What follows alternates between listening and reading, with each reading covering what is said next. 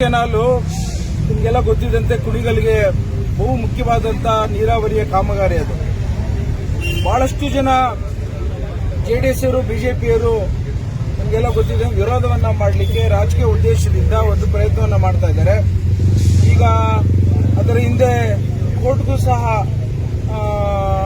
ಹಾಕಿದರಂಥದ್ದು ನಮಗೆಲ್ಲ ಗಮನದಲ್ಲಿದೆ ಅನ್ಕೊಡ್ತೀವಿ. ಹೈಕೋರ್ಟ್ ಅಲ್ಲಿ ಇದು ಚರ್ಚೆಗಳನ್ನ ಮಾಡಿ ನಾವು ಸಹ ಕೋರ್ಟ್ ಅಲ್ಲಿ ನ್ಯಾಯಾಧೀಶರ ಮುಂದೆ ನಮ್ಮ ಲಾಯರ್ಸ್ಗಳು, ಸರ್ಕಾರಿ ಲಾಯರ್ಸ್ಗಳು, ಕುಣಿಗಲ್ ತಾಲೂಕಿನ ರೈತಾಪಿ ಕುಟುಂಬದ ರೆಪ್ರೆಸೆಂಟ್ ಮಾಡುವಂತ ಪ್ರತಿನಿಧಿಸುವಂತ ಲಾಯರ್ಸ್ಗಳೆಲ್ಲ ವಾದ ಮಾಡಿದ್ದೇವೆ.